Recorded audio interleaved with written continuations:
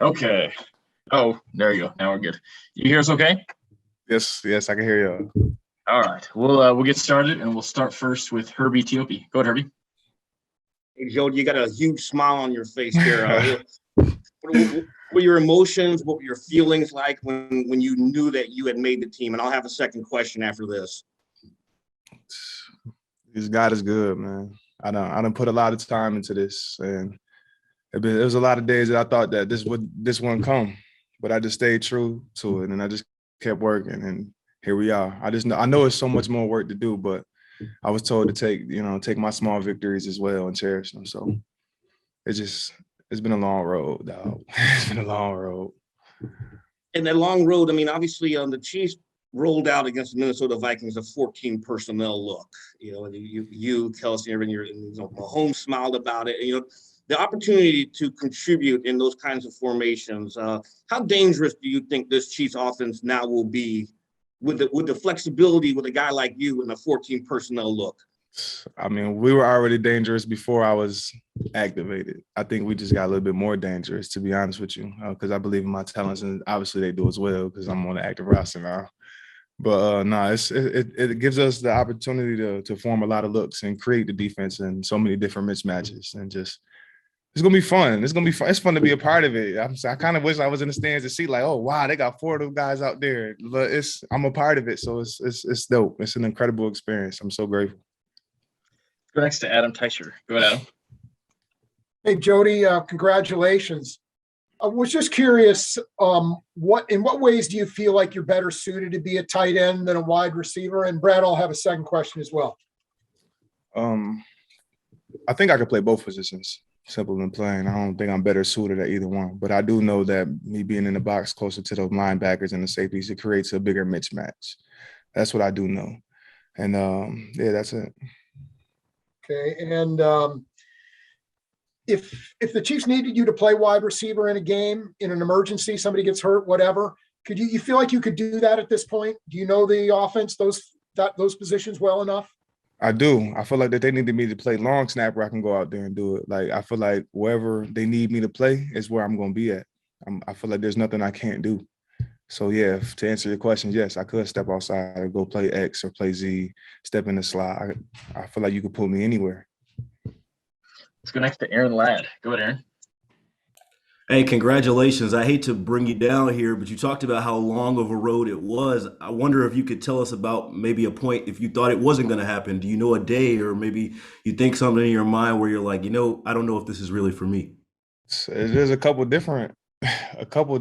few. Like, for instance, I'll just go back to the more recent one where, I'm a tryout, walking on to the Kansas City Chiefs, and I'm at tight end for the first time since 2006, and then they're throwing me in there, and I'm like, oh man, I can't remember what a 3-point stance is, or who to block this, and I'm lining up wrong, and I'm just doing everything wrong. But I'm running fast, but I'm doing everything wrong, and they just gave me a chance. You know what I'm saying? They gave me a chance to calm it down, and I did get cut. I got cut, but I had some time to reflect and be like, wow, like maybe this not for me. Like, they want to make me a tight end. I haven't done this in a long time, but something told me to do it. God told me just to stick with it. You know what I'm saying? It's going to pay off for you. Let's go next to Matt McMullen. Go ahead, Matt. Hey, Jody. Congrats, man. Coach Tobe told us last week that you went to him a year ago and asked him, what do I need to do to get better? Can you tell us about that and how you applied that to this offseason program and this preseason? Yeah, simple and plain. He just told me I need to be more dominant. He told me I need to go out there with a even hungrier mindset. And what I did was I just left no stone unturned. I didn't take any plays off, any reps off. I calculated everything as if it was a game rep. I messed up here and there, but everything was fast and everything was precise. I was intentional with everything that I did. As far as my drops, as far as my reads, even after the play, trying to just trick myself. I was just really intentional with how I handle special teams this time around.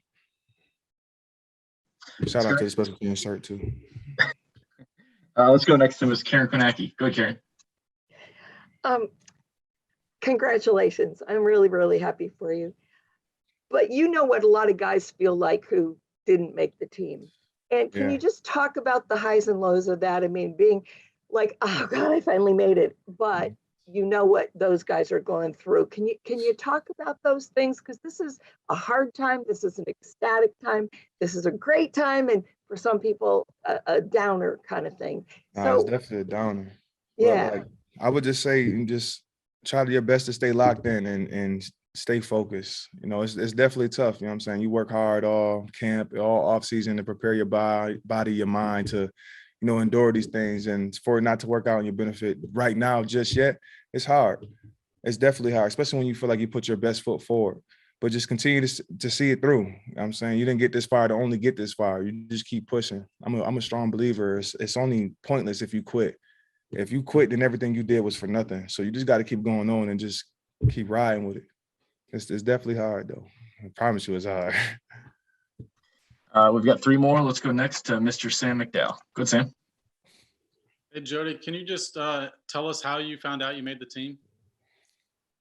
I found out I made the team, you know, by pretty much a lot of congratulations from the team. You know what I'm saying? Pat was the first person I seen. I was in the weight room. He just came up to me and said, "Congratulations, man. All your hard work. I'm proud of you."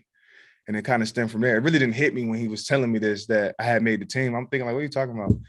But he was like, "What you mean? Like, you're the team? Like, you're here?" I'm like, "Oh, snap." And then like a bunch of coaches just came up to me and said, "Congratulations, man. We seen the work you put in." And it was just a collective family effort. Like everybody involved just came up to me one by one, and this solidifies it right here, I guess. And I'm being right here in front of this mic telling you I'm on the team.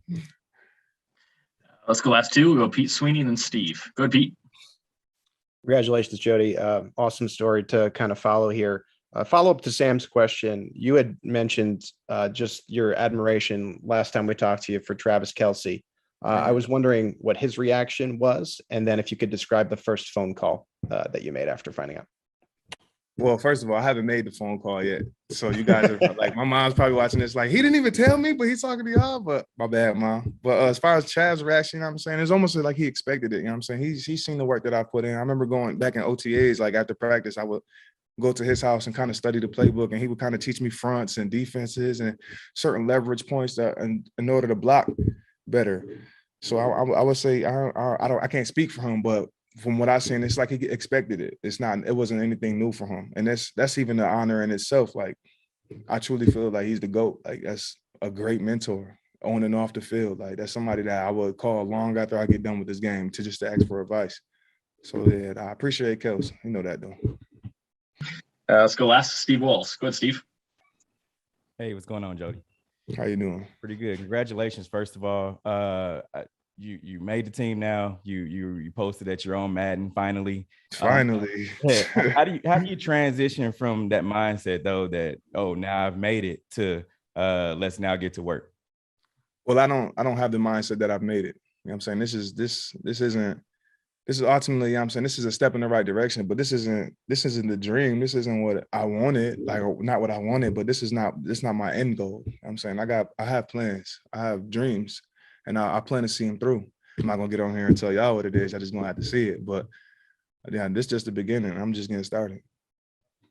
Jody, we appreciate you taking the time. Thanks for joining us. For sure. I appreciate you guys. All right, guys. That is it for today. Give me 1 second here and I'll jump back on to give you a quick update.